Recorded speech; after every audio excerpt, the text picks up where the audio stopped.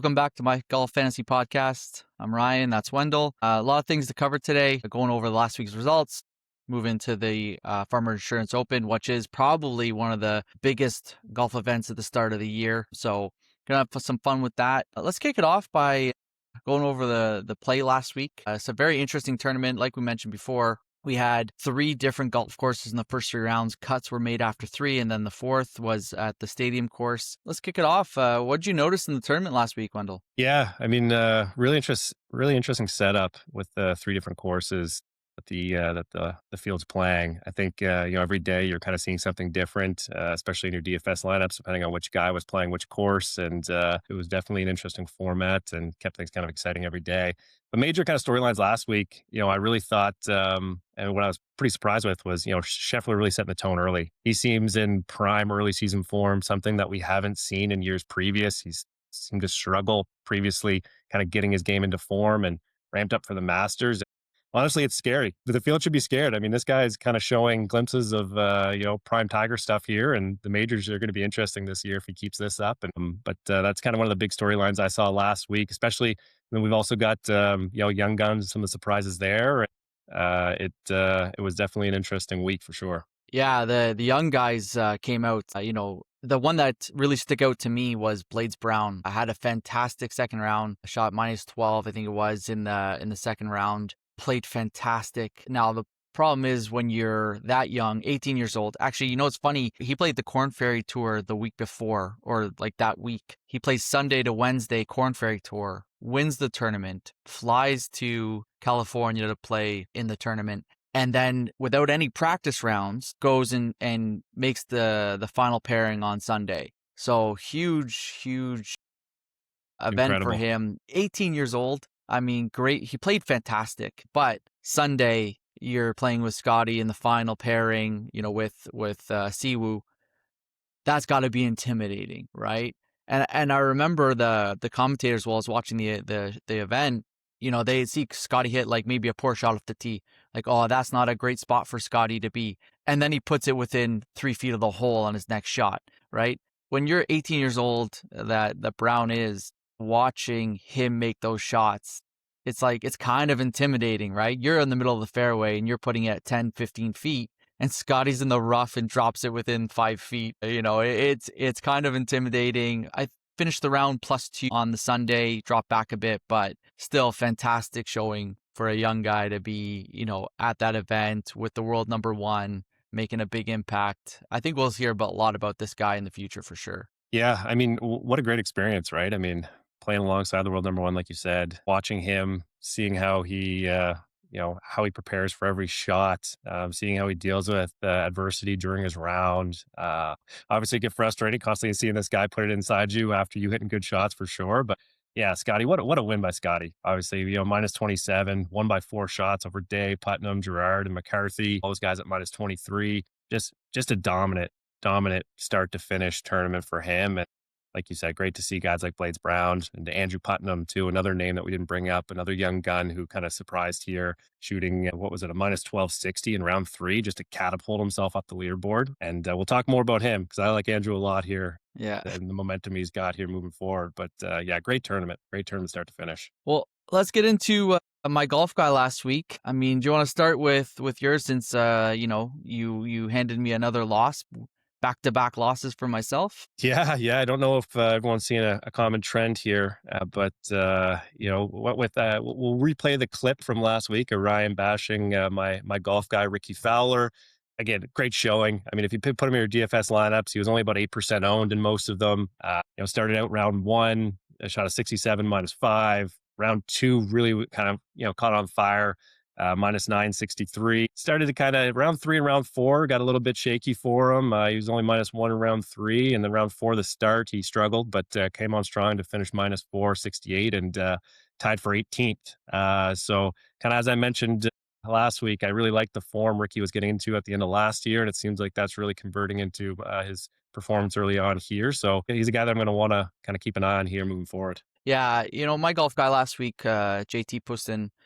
Interesting thing, because they have the 3 different courses. Poston starts on the stadium course and goes 6 under for this first round. And I saw Fowler, he's playing well, like you said, -5, -9 in the first two, but he hadn't played the stadium Mm. course. So Poston goes -6, -5, -7 in the third round. And so he posts a -6 at stadium course. Fowler goes to third round, posts a -1. Hmm.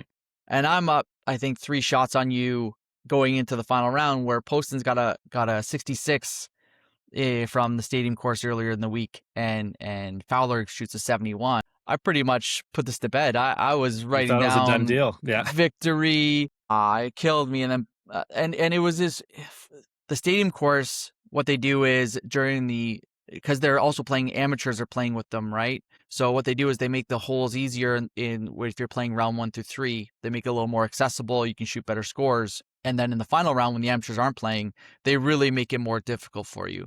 And Poston posted 3 bogeys on the front 9, which really hurt him. Yeah, he couldn't recover. And I guess that's just experience, right? Ricky, he's got the years of experience playing tough pin placements, and it didn't phase him.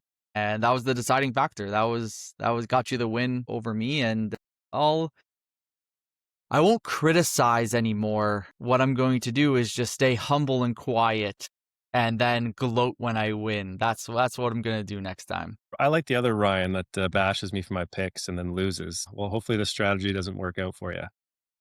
Well, listen, you got the win there, but how did your DFS lineup do? I think you got me there. I had you know what? Rounds 1 and 2 were pretty good for me. I had a really good feeling, kind of going into round 3, that I had a good shot at all my guys making the cut. Which this tournament I found is interesting when it comes to DFS play, because you've got guys getting points for you for 3 rounds. Like, obviously, if you're gonna win, you're gonna need all your guys to make the cut and have some strong finishes. If you had a few guys miss the cut in the third round, 1 or 2, you could still have a decent finish here because of the points you accumulate in the third round.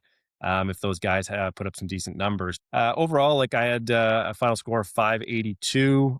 Some of my key players here: Jason Day, 8.5% owned. He had a strong finish. Round 1 -9, 2 -1, 3 -5, and then a really strong round 4 at the PTI course of -864 to catapult him into tied for second there. Wyndham Clark, another one. He fizzled out there in round 4, but he had 3 solid rounds: -6, -8, -6 before his even par 72 in the 4th round. That ultimately took him out of contention. And then Sam Burns had a good finish, tied for 27th. And then, unfortunately, 2 guys that I'll talk a little bit about here, Justin Rose and Batia, they both missed the cut for me. Poor Batia. I don't know if you got to watch some of the broadcast, but I hit the ball in the water there on 9 in round 3, and just couldn't kind of come back from that. Made a string of, I think he had 1 double bogey in the final 10 holes, 2 worse than double bogeys, and a couple other bogeys to finish up there. I ended up round 3, 78 +6, and missed the cut. Same with Rose, missed the cut by 2 or 3.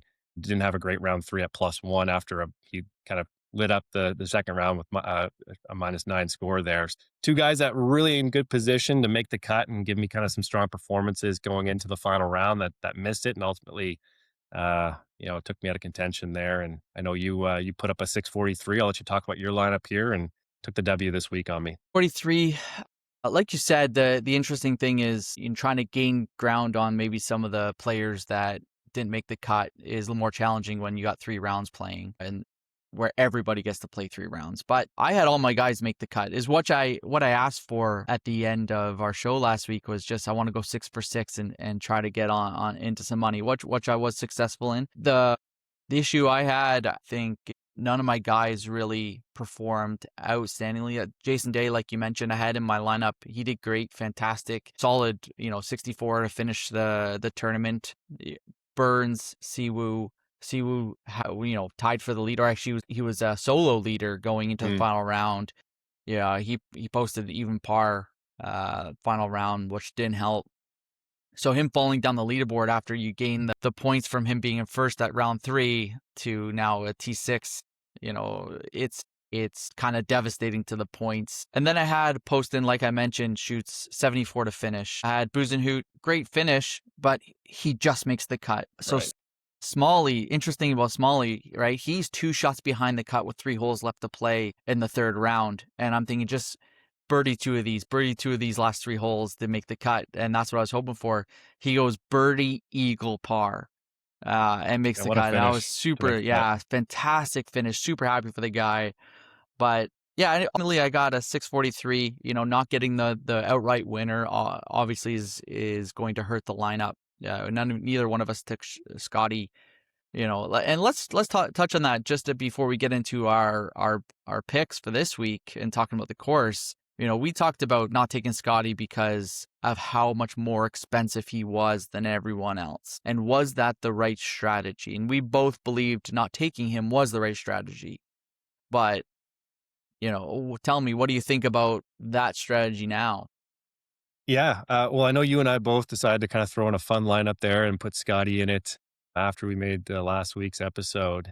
And honestly, that lineup for me outperformed my main lineup. Now, I think we made a lot of points last week that made sense. Like if you picked Scotty in that situation, he's got to win or he's got to come top five to really give you, a shot, which again, he did this week. And then you got to have some guys who you pick that are shots in the dark. And then on that lineup that I had Scotty in, I had Putnam, obviously, and I think he was less than 1% owned in leagues. And it was, if you're going to take them, you got to have guys that hit that are in that 6,000, 7,000 range. In the fun lineup that I made, I did have some guys hit. And so kind of made me think a little differently. He also wasn't as highly owned as I thought he would have been. And I don't know if that was maybe, a factor of his poor starts in previous years and people thinking like, again, kind of what we were thinking, if he's not gonna win, like I don't want to spend 14,500 on a guy that's going to really dilute my lineup the rest of the way down. I'd rather have a more balanced approach. Yeah, I think he was only like 26 or 27% owned in DFS leagues. It it's an interesting kind of argument. I think that it kind of made me realize that there is ways to kind of work them in your lineup if you can kind of hit on some of those guys that are lower in kind of the salary ranges that are up and coming that can put up some good performances and make the cut for you. So yeah, all in all, I think either way you're going to have to get lucky in some regard. Unfortunately enough for me, I was able to get lucky in my fun Scotty lineup that I made for last week. Yeah. Yeah, you hit it. You got to do your research and get the right guys at those low numbers. And if you could, Putnam, perfect example, that would have helped anybody get into the money and potentially win. So it does mean that, we got to take a look next time to see if Scotty's worth it. I still didn't think he was worth it. I'm not sure I would have picked any of those lower end guys that performed well. So for me, I think I got my lineup the way it was, made some money off it, left out the Scotty lineup because I wouldn't have picked some of those top performers that Right. were low end. I didn't have them on my radar, not some of them at least. So, I'm satisfied with where I ended up, but I will, in the future, I'm going to take a double take at Scotty there. 100%. 100%. All right, well, let's move into this week. Farmers Insurance Open.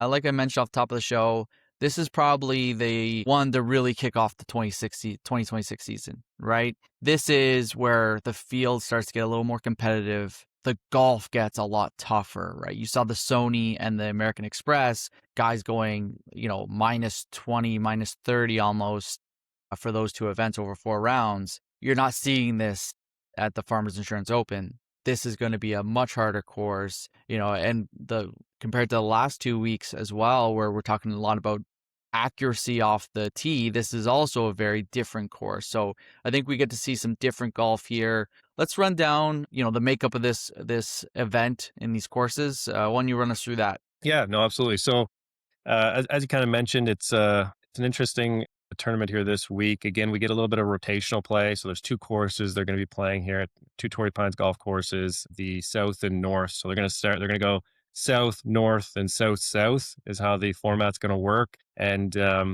unlike last week, like everyone's going to be playing on the same courses, so you're not going to get that mixture day to day that we saw last week. That would have been something that you really have to take an effect on your lineups especially when it comes to DFS and who you're choosing here.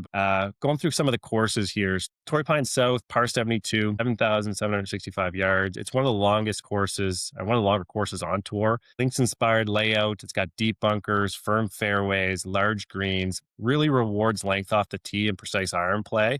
Few of the challenging factors here, as I kind of mentioned, length, long hitters are going to gain advantage here at this course.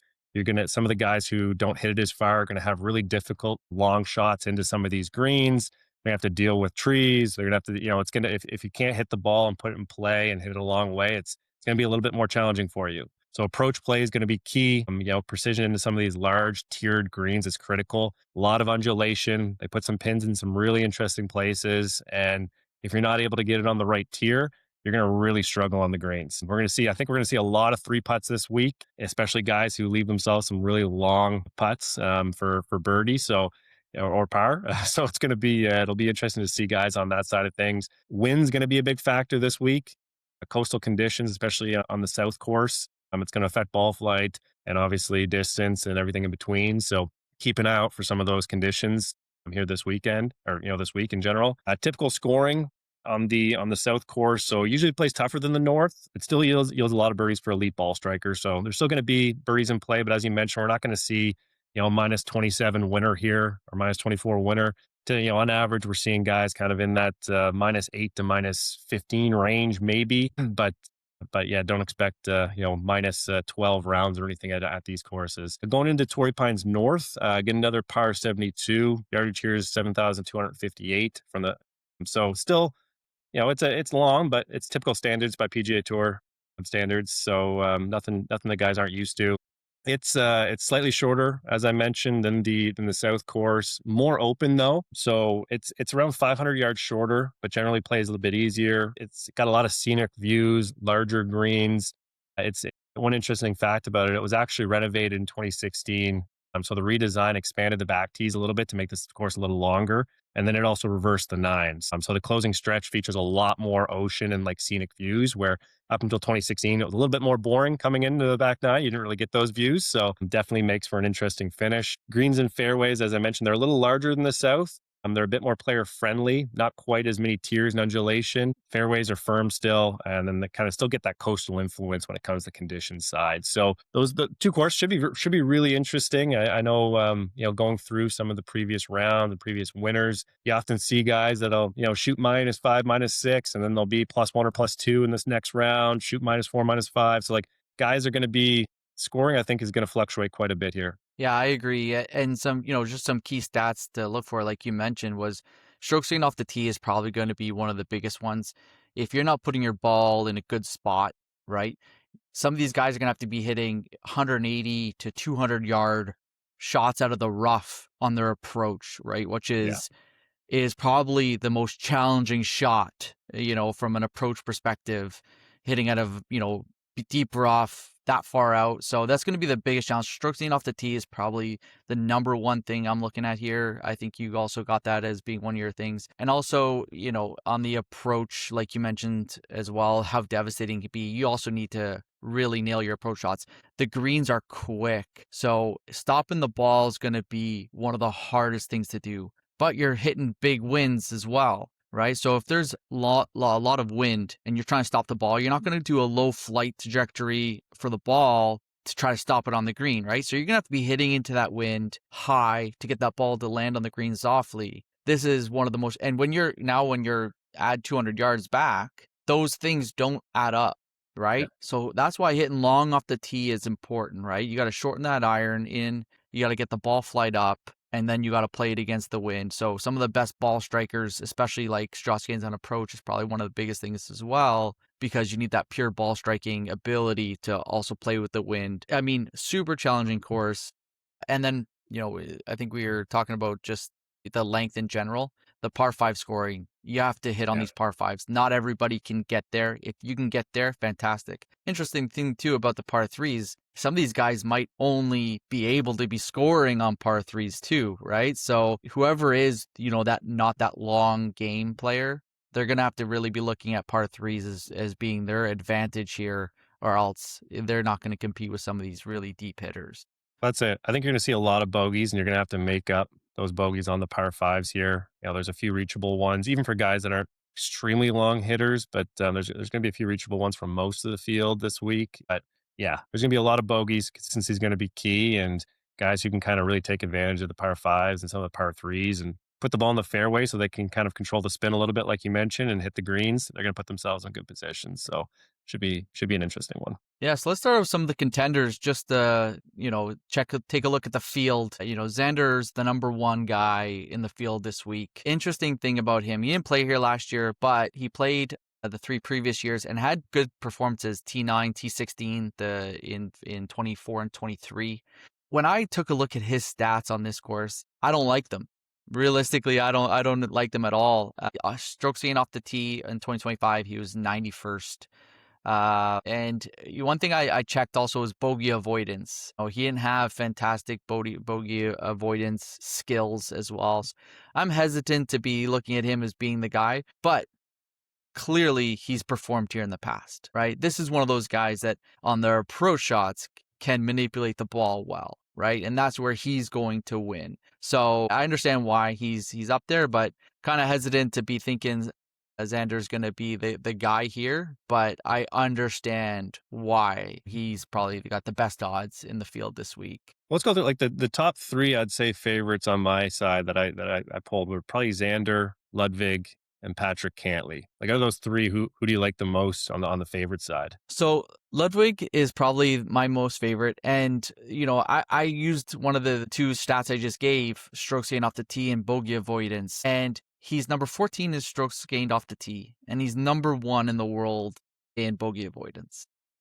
Wow. And that's where I'm loving his game for this particular tournament. Some of the other stats don't line up well, but another interesting thing, and I'll get into Ludwig in a few minutes. Actually, played well here the past 2 years. Last year he was a 54-hole leader, and the year before he was a T9. So I like his game. Now Cantlay played one round once here in the last 4 years. Right? He finished T56 in 2024. But his game also plays very well here. If you don't mind watching a guy take 10 minutes to hit a tee shot, Yeah. watch this guy. Great stats off strokes gained off the tee. He's got a good approach game, bogey avoidance very good, and long iron shots does very well. So he has the makeup for this course. So it makes sense as well. Who do you like out of those guys? Out of the three, and you made some good points about Ludwig already. He's probably the one that I would have chose. Again, just based off being one of the best ball striking guys on tour, stroking off the tee and approach combo. His iron play just fits Torrey Pines perfectly. I mean, if I and we talked about some of the elite three there that you're picking from, which are also going to be, the most expensive guys on in your DFS lineups when you're trying to kind of make that ideal lineup for yourself. But some of the guys that I like a lot this week that were more kind of in that contender category, and some of the three that I was able to kind of look at and thought might perform well here was Cameron Young, Harrison English, and Hideki. Those three for me, I thought were guys who had maybe some of them have had success in this tournament in the past, but all had a lot of those strokes gained, off the tee and approach and putting. All were kind of really solid, consistent performers in those categories in 2025. I mean, you look at Cameron Young, for instance. I mean, he's a guy who's in that threshold, right? He's not in the top 3, but I'd give him, he's in the top 7 to win the tournament or something like that right now. Best finish here was tied for 20th. And I'm going to talk a little bit more about Cameron in our DFS lineups too, but he's elite driving. Last year, he improved putting. Top 31 last year in strokes gained off the tee. He was as high at parts of the year as 7th in strokes gained putting. And strokes gained putting is an area where really he's improved quite a bit since 2023 and 2024, where that was a stat that was really affecting him. And I think we've seen it in his performances where he's has a lot of top 10s. He won last year. And I think he's a guy that his play sets up well for Torrey Pines this week. And then obviously you can't rule out Harris English. Won last year. Proven Torrey Pines winner. Tee to green, loves the Poa greens here. So I think he's a guy that is going to putt well, and that's obviously been an area where he's been elite in previous years too. So he's a guy I like a lot. And then Hideki. I mean, you can't go wrong picking Hideki this week. He's one of the most elite iron strikers in the game still, and if he's able to put it together on the greens, I think he's going to be in contention here this week. Yeah, Hideki is fun with this one. He has very good results here the past few years, but he doesn't have that shot off the tee that's going to be very attractive here. But like you mentioned, he's got such a well-rounded game that he could perform well here, and he does perform well here. So a different, interesting makeup of player Hideki is compared to, especially like Cam Young, Mm. but he could still I really like Hideki as well. I had some thoughts about him by putting him in my DFS, but we'll get to that in a minute. Some of the dark horses though, I'm going to touch on one. I'll let you touch on one yourself very quickly. Taylor Pendrith, we talk about off the tee probably being one of the biggest stats here, and this guy crushes it off the tee. Fantastic stats off the tee. He's 11th in strokes gained off the tee. Some other very good stats that follow that I really like his game here. You start to get a little lower down the board on dark horses, guys that could potentially win that are ranked a little lower. To me, he's one of the guys that I'd be looking at to perform here. Also, T7, T9 last 2 years, very impressive. Yeah, yeah, he's definitely a guy who can. He knows the course, and he's going to be a guy I think that with his game is going to play well here this week. One guy I like is Aaron Rye. Ray, I don't know, is it, I think it is, Rye? yeah. I think it's Rye. Yeah, Aaron Rye this week. Extremely consistent. I mean, if you look at him, he missed the cut here last year, but it was he shot 69 in the first round and followed that up with a 78. So he struggled in second round, but previous year tied for 33rd here, tied for sixth in 2022. He's a guy that's really consistent and ranks in the top 30 in pretty much at every category we're looking at this week. With that said, I mean he's a guy that I like to, especially when in a dark horse category. I think he could even, he's a fringe contender, here this week. I think if he's able to put the flat stick together and all the other elements of his game. So I really like Aaron Ryan, that dark horse category this week. All right, well, went through a couple of players. How about we pick my golf guy? So, you're 2-0 on me right now, and we said I get the winner honors, do last I? week gets yeah, you have the honors, so please go ahead. All right. Yeah. So I went off the board this week. I'm going to say off the board just because if you're looking, through DraftKings and kind of whose odds are to kind of win this tournament, he's a guy that's probably isn't going to be on a lot of people's radar, but he is a guy that we've talked about pretty much every week here as somebody that we like and like the way his game's trending. And it's Alex Smalley. He missed the cut here last year. 2023, he came 37th. He's a guy you see a lot of top 20 finishes out of. And I mean a lot. I mean, he's somebody who I think last year he had 10 top 20 finishes. Strokes gained off the tee and putting is major strengths of his, which we said this week is going to be a key category. He's ranked in the top 20th and top 45th respectively in those two last year. Stroke gained approach has been average. He was top 85 last year for most of the year. It hasn't hurt him too much because of his putting and his around the green play. But if you give me a guy any week that makes cuts and comes in the top 20, as a guy who has, especially with his off the tee and around the green play, I think he's somebody because you're going to get in trouble here at Torrey Pines. You got to be able to get out of trouble. And if you're able to put yourself in good position off the tee, you've got some kind of good play around the green and putting, you're going to be, in a good spot here come the weekend. And anything can happen if you can string together kind of, a couple good rounds. So Alex Smalley's my guy. He's, again, a little bit off the board here. So this is kind of partial gut feel play along with stats. But, I like Smalley this week. Yeah, no, really good pick and trending well. You mentioned about his top tens. Last couple tournaments, Last 2 weeks he made the cut, both events.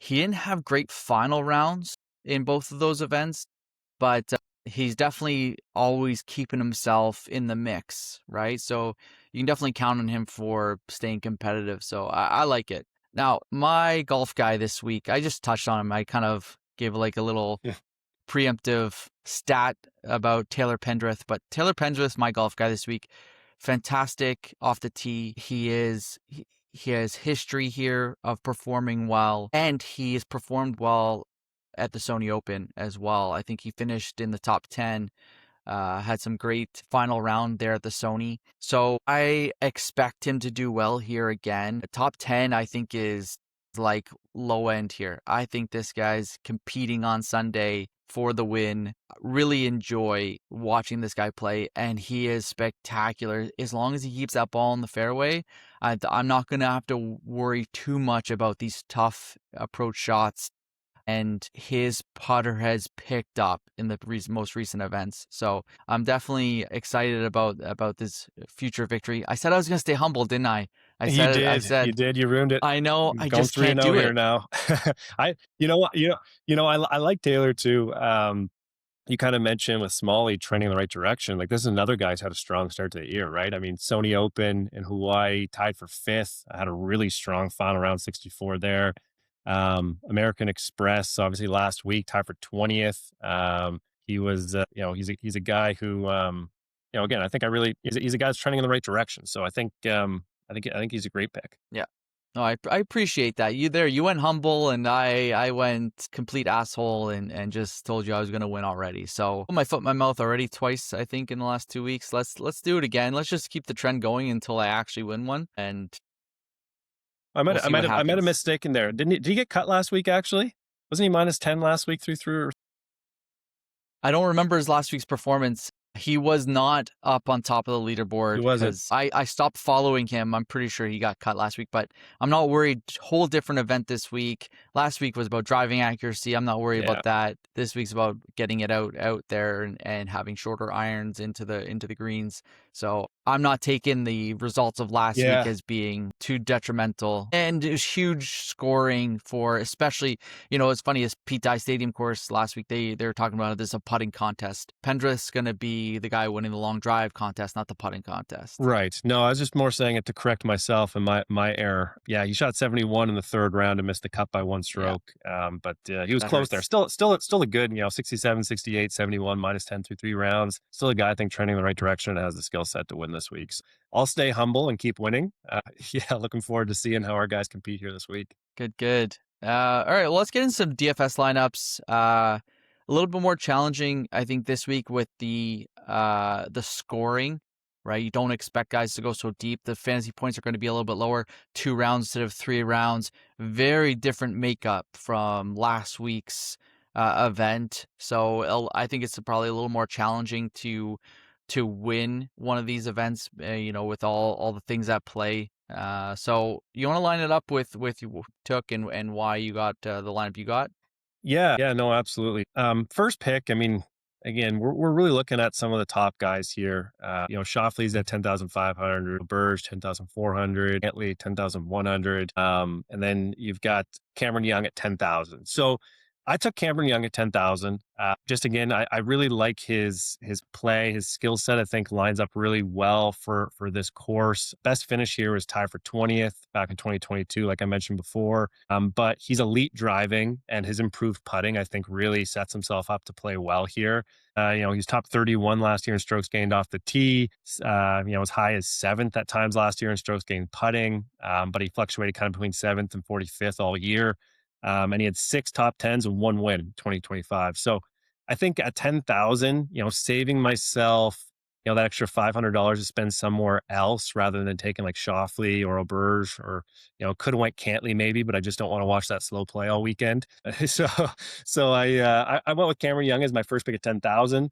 Followed that up, dropped to a guy at 9,300 in Hideki. Again, we kind of already touched on him. Tied for 32nd here last year. Elite ball striking. A little bit, he's going to leave himself a little bit longer off the, as in his approaches, but his ball striking, I think, makes up for that this week as well. If he struggles a bit off the tee in that regard in strokes gain. Obviously, last year, 139th. So we already know he's probably not going to set himself up well off the tee, but he's going to make up for that with his elite ball striking and approach play, right? So if his putter's going, I really like Hideki this week to be consistent, make the cut, and get me some points here in the weekend. And then I couldn't at 9,100. I thought it was too much of a value here to pass up. And Harrison English won last year here, knows the format, knows the course as well.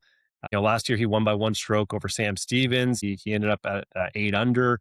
And really, the cornerstone of his success last year was strokes gained putting. He ranked in the top 20 all season. His scrambling ranks in the top 18. We already talked about, guys are going to miss greens here based on the wind, based on being in the rough, on their approach shots. You're going to have to scramble. You're going to have to get up and down and save pars. And I think Harrison English is a guy who's proven to do that year after year, and his game's really trending in the right direction here. If he's able to, again, keep his have his approach play, elite here this week, and is able to put himself in position to score on the greens. I think we're going to see Harrison English kind of really be in contention here again this year. Another guy I talked about already as kind of a dark horse at 7,700 was Aaron Ray. Missed the cut here last year after a strong first round, shot 69 in the first round, really put himself in position to make the cut. Followed that up with a 78, struggled in the second round. I think his previous performances here make up for that. He was tied for 33rd in 2024, tied for second in 2022. So again, knows he's had proven success here. And at 7,700, getting a guy with proven success, I think is difficult. And so he's a guy I really like. He was in the top 30 in strokes gained approach, top 30 in strokes gained off the tee. Struggles with putting, did early last year, but improved later on. And putting put him in a lot of positions to compete there on Sundays last year towards the end of the year. So hoping he kind of keeps with that and puts up a good performance here this week at Torrey Pines. So interesting thing there, you got three guys at 9,000 plus. hmm And then you went down to 77, right? You missed the 8,000s entirely. Did you just not like anybody that was from that 9,000 to 77? I looked through them and I didn't, there's guys, Chris Goddard, who I think you're going to talk about. I didn't mind him. But then there's other guys like you're looking at like Will Zalatoris. Don't really like his game. Taylor Pendrith, you talked about him, did like him a lot. Gerard had a great at 8,600, had a great showing last week, obviously. Wyndham Clark had a great showing last week. He's at 8,500 this week. Uh, you could even go, if you want to, you can take the guy who's starting his back in the PGA Tour first tournament, Brooks Koepka at 8,000 if you want to. But, for me, I wanted to jump down to that 77 range to take a few guys who, to balance it out. Because if I took another guy at about 85 here, my lineup's pretty top heavy. It's going to force me to take a lot more guys in the low to mid sixes, which I didn't want to do. I identified a guy who I'm going to talk about here in the sixes that I like this week. And he was one of the only guys I liked in the sixes. So that's kind of why I structured my lineup this way and jumped from had a few guys in the 9,000s pluses and then jumped all the way, skipped the eights completely to help me balance my lineup towards the end of it. So definitely some good guys you can take here in the the mid eights, but didn't really make sense for my team how I wanted to balance it out. And so, yeah, so then I guess going off of that point, I go from 7,700 with Aaron Rai, went down to 7,100 with Alex Smalley. I already kind of talked about him. He's my guy this week, had to be in my lineup. He missed the cut here last week, but again, 37th, 2023, top, 10 top 20 finishes last year. Strokes gained off the tee and putting is his major strength. So really like Alex this week. And again, if I can get a guy at 7,100, who is consistently a top 20 performer or shown he can be, I mean, that's a steal in my opinion. And then I'm rounding out my lineup. The only guy I really, really liked in the 6,000s. I mean, looking at it here, I had about 6,800 left. So I was picking between guys like Gary Woodland, Mackenzie Hughes, Jonathan Vajagas, Tom Kim, Patrick Fishburne. Don't really like any of those guys, but one guy stood out for me at 6,700, and it was Andrew Putnam. Last week, as we saw, had a really strong showing, tied for second, shot 12 under, 60 in the third round. I think his game is trending in the right direction leading up to this tournament. Finished tied for 32nd here last year. He had a poor round 2 and round 4 last year, which kind of, made him, finish there kind of middle of the pack. Super strong finish last week, like I mentioned, at American Express. When I take shots on guys in the 6,000s, I like to see guys that are trending in the right direction. And this is one guy that I identified as that. So really I think his game's consistent, strokes gain approach, putting, all around, even on the greens. He's typically a top 40, top 50 guy on tour. Again, he's a guy that struggles a bit off the tee, but he can hit it a decent way. Just has to be, consistent. If he can get the ball in the fairway and in play, I think he's going to be a guy at 6,700 that can kind of surprise you like you did last week's. At 6,700, like I mentioned, I'm willing to take a shot on a guy who's trending in the right direction all day. Yeah, I mean, I like that lineup. It's solid. Hideki also, I thought about him as well. We talked about him already. Very good pick here. Solid lineup. Interesting thing is each of the last 2 weeks, we've had two guys the same in our lineups each of the last 2 weeks. This week, nobody the Not same. one. Not Yeah. one. And it probably goes to show that there are some very good golfers in this field to choose from, right? Plus you have some guys like you got Smalley and Putnam, right? Two guys each of the last 2 weeks perform really well. They're still low dollar amounts on DraftKings, so you kind of can put them in there. So you got some nice top end guys. And you got a lot of guys that are in the low sevens, high sixes that have proven that they could perform here that you still want to take. So there's a lot of options here. So I think that differs from, the first two where you're kind of still playing out the field and you know the guys you don't know the guys you don't know. So it's very interesting that, we didn't pick anybody the same this time. So, and you talked about the top three guys, and I decided that I was going to take one. And Ludwig Auberge is the guy that I'm going to take at 10,400. Now, like I mentioned, 2 years ago, T9. Last year, 54-hole leader. Gets sick on Sunday, by the way, and shoots a +2 or 3 or whatever it was. And it's funny, he withdrew from the American Express last week due to illness. Is this a good pick with that information? I don't know, but he got sick before the tournament. He's not withdrawing unless he withdraws, and then I'll have to change my pick. But he's not withdrawing mid-tournament here, right? So he's going to definitely play. I love this. I love his game. Bogey avoidance, #1 in the world. And this is where I think his game is going to show more than everyone else's. I'm thinking Good odds if he got sick last week that he's not going to get sick this week too. So as long as he gets over in the next day or two, then he's fine, and he's going to put up a good performance. Really liked him. I could have gone with Hideki next. A lot of good stats with him, but I went with someone that's more trending in Chris Gotterup.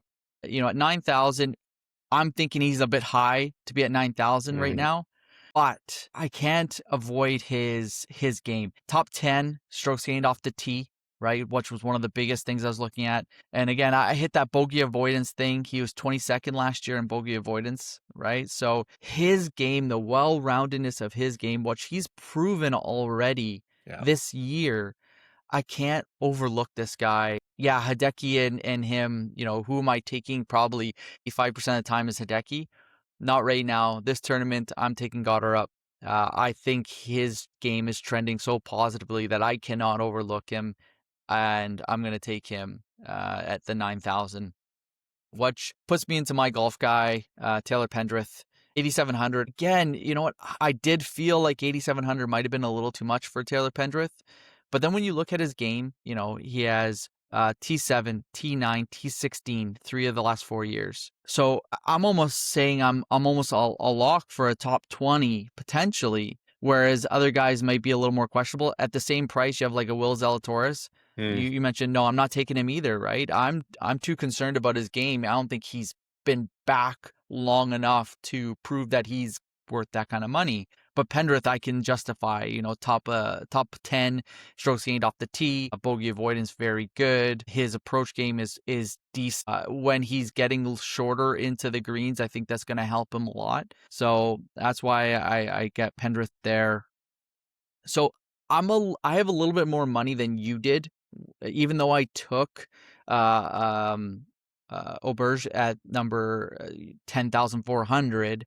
I also went a little bit lower down with my next two picks, so I had a little bit more money to play with lower down, or similar amounts. I also didn't like anybody from Pendrith, so at 87, and I went down to 75. I didn't like anybody in that $12,000 gap, $1,200 gap.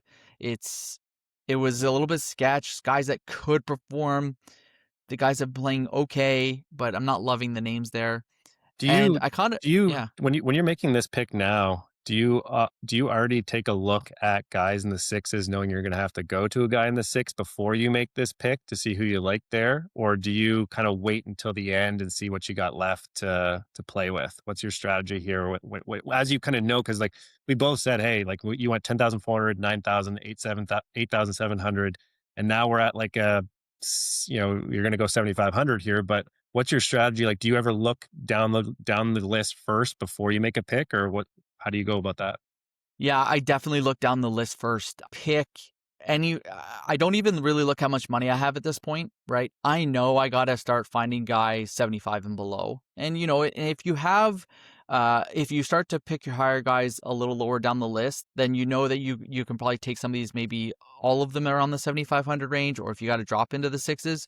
But I look at that 7,500 to 6,500 range, and I just mark off, 4 guys, 3 guys, 6 guys, 8 guys, whatever guys I like. Yeah. And it's funny, I have 3 picks left, and I had 5 guys I liked. Okay, so I had 3 picks and 5 guys, and I could have went any which way with this. And I'll tell you the 2 guys I didn't pick, only because if they do well, I want to tell you, oh, see, I knew, but I just didn't get him. So exactly. So and so my 7,500 pick, I'll tell you who he is, and he wasn't necessarily my first choice off the board of my 5 guys.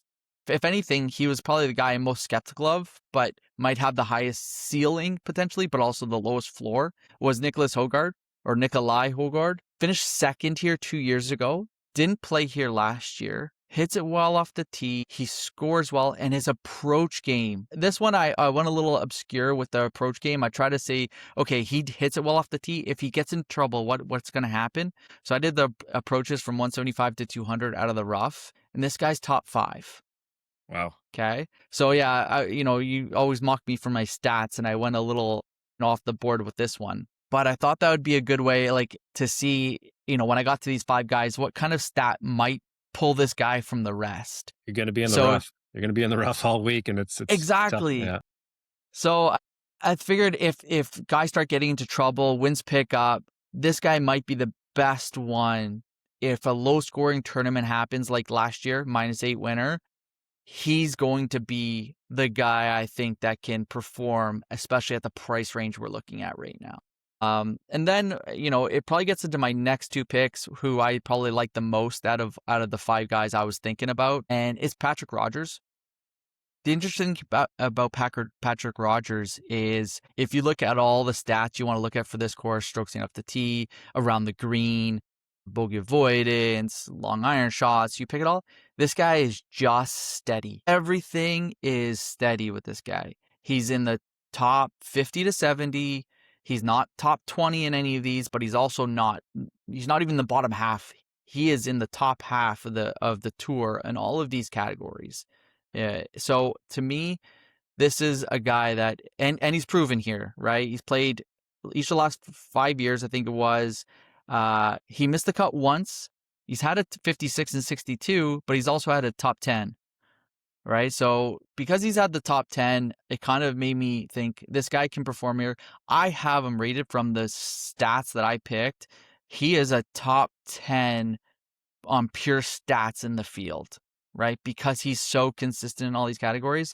Really liked Rodgers' game, and he's performed well each of the last 2 weeks. So I think that's definitely probably what tipped the scale. His performance in the last 2 weeks has been really good. So he's coming in with momentum and confidence. I like his confidence this week. I really think he's going to perform here. You're selling me on him, and this is why you're the stats guy. I mean, finding a guy who's top 10 statistically based on, what would perform well at this course at 7,200. I mean, that's a steal.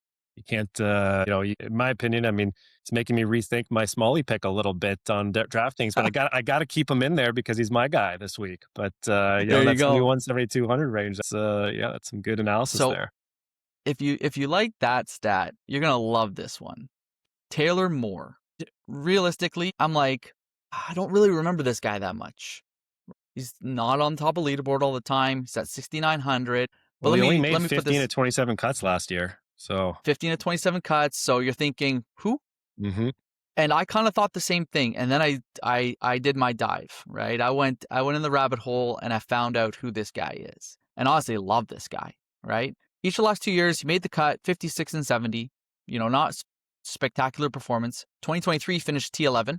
Okay, so can perform here. His strokes gained off the tee was 70th last year, not spectacular. Okay, but take a look at some of these things, right? Strokes gained around the green. We talked about around the green's going to be, you're not going to be hitting a lot of greens. He's 18 last year. Bogey avoidance, second in the world next to Ludwig. Wow. His approach shots out of the rough because again, he's only 70th in strokes gained off the tee. So let me see how well he does if he's going to be potentially hitting out of the rough long iron shots. Top 10 last year. Yeah. So in 3 of the, I guess, if you're not going to hit well off the tee or hit long off the tee, what 3 stats might I dive into to see if this guy can perform? And this guy hits all of them. He hits all of them. And I was just like, I can't drop him at 69. And the thing is so I'll tell you the 2 guys that when I pre-looked at everything, I like these two guys way more than Tyler Moore and even Nikolai Hogarth, was Sun Hyun Kim. He's had 2 great performances week over week, played decent here, and doesn't have great stats for this course. Probably turned me off. The stats for this course turned me off of him. Okay. But performed really well. And Bo Hostler. Yeah, Bo. Yeah. I really like this guy. When I initially looked at the list, I'm like, Bo Hostler 69, I'm taking him. Top 15 last year, top 6 the year before, finished T6.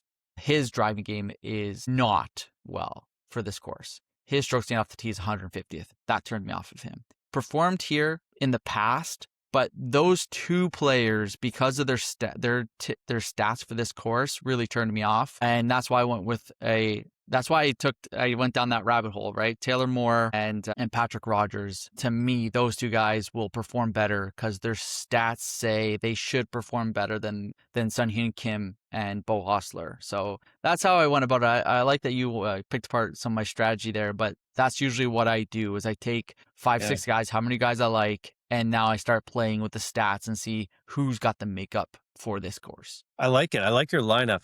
You went away from the amateur play with 0 salary remaining, like you have in previous weeks, and left some money on the board and took some guys that statistically, have seem to line up well here. And I really something I didn't think of too was their performance out of the rough and how significant that's going to play a factor here this week. And I think if people are kind of listening into this, I mean, this is one of the, I guess, advantages that listening to this podcast can give you is like we're really going through and digging into some of these players in the 6s and 7s and where you're going to get the most value, and guys who like Patrick Rogers, who statistically it should be like a top 10 person here this week, right? And you can go in and just pick any player you want and try to make your lineup and end up with zero in salary remaining and whatnot. But if you want to get a true breakdown, I mean, those are some stats, Ryan, that you just put out there that I think a lot of people aren't thinking of when it comes to picking players this week. So like, excellent job, and the analysis I think is spot on.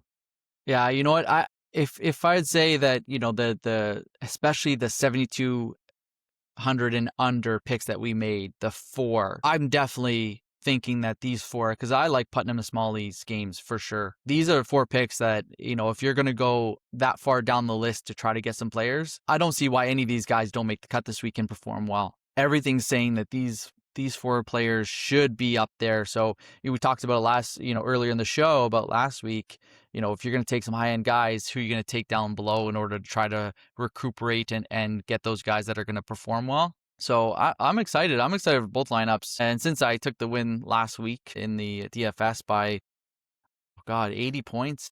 So it puts Quite a me few. in, It's quite a it puts me few. in the lead for DFS so far. So that's where I got you. But yeah, those are our lineups this week. Very excited for this one too. Why not? Are we going to go 6 for 6? These guys, they feel like they're all making the cut. Yeah, we're gonna have a lineup that ends up winning one of these tournaments here real soon, and I think we're gonna have I think both of us are gonna go 6 for 6 this week. We have 12 different players between the 2 of us. I think all of them have a really good shot here. It's gonna be a fun week, and I hope everybody gets their lineups in, and best of luck out there this week. Gonna be a good tournament. Yep. So just a reminder that we're also on PGA Tour Fantasy. Kendall took a 7-point victory over me last week. He's also up 2-0 on me in that. Both very competitive, though. I think it was less than 10. Yeah, very close. And 7. So it was very competitive teams. That format also gets very interesting at the end because you can only take players so many times. So, we both capitalized on Scotty Scheffler captaincies on our PGA Tour lineup fantasy, so it'll be harder as the year goes on. Follow us there, have some fun, see how competitive you can be against us, big prizes, so keep up with that. Otherwise, guys, enjoy the event. It's a good one. Torrey Pines, fantastic course, and really going to enjoy watching it this week with the lineup that's in the field this week. Yeah, best of luck, everybody. See you later, guys.